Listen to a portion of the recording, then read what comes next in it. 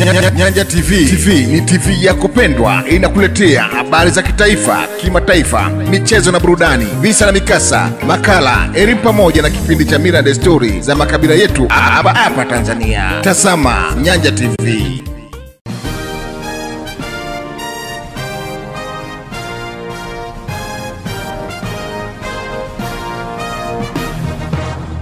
Nyanja TV habari. Jimbo letu ni mnufaika, mradi huu unatekelezeka na tunaamini kwa sababu ukikamilika utatuongezea takriban lita milioni 12 kwa siku kwenye matumizi ya mji wetu, lakini tunao mradi pia wa kuongeza lita milioni 2, kwa hiyo zitaongezeka lita milioni 14, na sasa hivi mamlaka ya maji Mpanda inazalisha lita milioni 6. Kwa hiyo tukijumlisha hizi 14 na milioni 6 tutakuwa na uwezo wa kuzalisha lita milioni 20 kwa siku, na mahitaji ya mji wetu wa Mpanda, Mheshimiwa mgombea, ni lita milioni 15. Kwa hiyo tutakuwa na ziada ya lita milioni 5. Mama, tunakushukuru sana kwenye eneo hili la huduma ya maji. Wananchi hawa wanakushukuru sana. Badala ya kwenda Ikonda, badala ya kwenda Muhimbili, badala ya kwenda Benjamini, wananchi wa mkoa wa Katavi tunapata huduma tukiwa hapa mkoani kwetu Katavi. Piga makofi kwa mgombea wetu Daktari Mama Samia Suluhu Hassan. Haijaishia hapo mama, fedha zimeshuka katika hospitali yetu kongwe ya wilaya ya Mpanda. Tumepokea milioni 900 kwa ajili ya ukarabati wa hospitali yetu kongwe ya wilaya ya Mpanda. Mpanda oye! Lakini katika kipindi chako umeweza kuamua na kutoa ruzuku ya mbolea.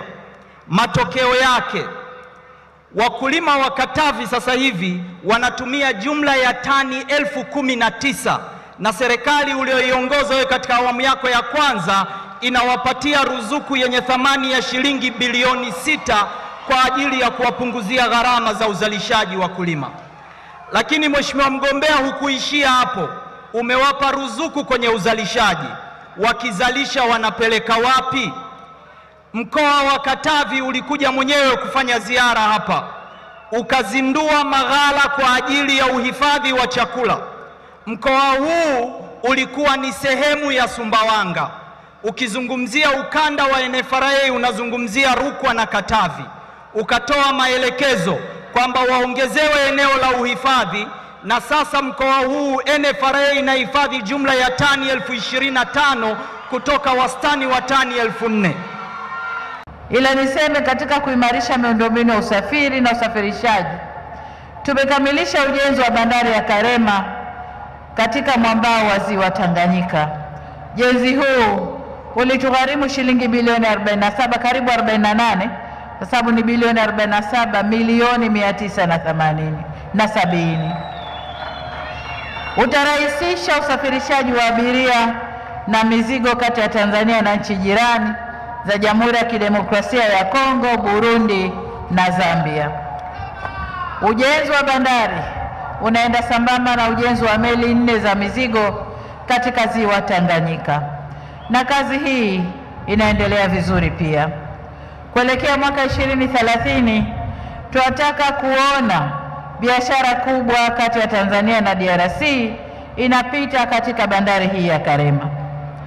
Kwa kuwa usafiri wa majini na reli vinategemeana, tumeshafanya usanifu kwa ajili ya maboresho ya reli ya Kaliua Mpanda yenye urefu wa kilomita 210. Maboresho hayo yatapunguza muda wa usafirishaji kwa reli kutoka Kaliua hadi Mpanda kutoka masaa 7 hadi 8 na kufikia masaa 2 hadi 3 pekee. Kwa upande wa barabara nako kazi inaendelea. Kuna barabara muhimu inayounganisha wilaya ya Tanganyika mkoani Katavi na wilaya ya Uvinza mkoani Kigoma, inayojengwa kwa kiwango cha lami kutoka Mpanda, Vikonge, Luhafwe, Mishamo, Uvinza hadi Kanyani, yenye urefu wa kilomita 250.4. Ujenzi umefikia asilimia 15.7, ikiwa inajengwa kwa vipande 4, na niwaahidi kwa tutaendelea kuongeza kasi na kukamilisha mradi huu muhimu.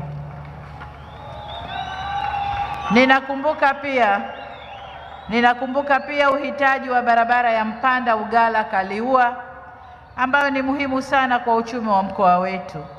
Niwahakikishie kuwa hii itakuwa miongoni mwa vipaumbele vyetu katika mkoa huu. Pamoja na barabara hizi, kuna barabara kadhaa zimeandikwa kwenye ilani ya uchaguzi. Kile kitabu kidogo ilani ya mkoa, kuna barabara tumeziweka humo zitakazojengwa kwa kiwango cha lami na kiwango cha changarawe. Nafahamu pia kwamba kuna uhitaji wa madaraja katika maeneo muhimu, ambayo madaraja hayo yanaendana na ujenzi wa barabara, ikiwemo daraja linalounganisha kata ya Kakese hapa Mpanda na kata ya Itenka Nsimbo kupitia mto Mpanda. Katika miaka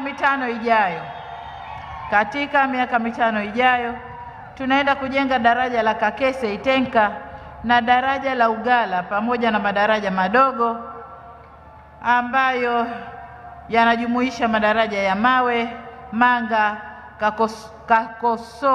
Kasokola na Ilembo, na yote hayo yapo kwenye manispaa hii ya Mpanda. Ndugu zangu, kwa upande mwingine, nina taarifa kuhusu uwepo wa madai ya fidia kwa wananchi waliopisha miradi ya maendeleo. Wapo wananchi 243 wanaodai fidia baada ya kupisha ujenzi wa barabara ya Mpanda hadi Vikonge iliyokamilika mwaka 2021. Pia wapo wananchi 830 wanaodai fidia kwa kupisha ujenzi wa barabara ya Mpanda hadi Sitalike ya muda mrefu sana mwaka 2012-2013. Sasa niwaahidi kwamba nitaielekeza Wizara ya Ujenzi kufanya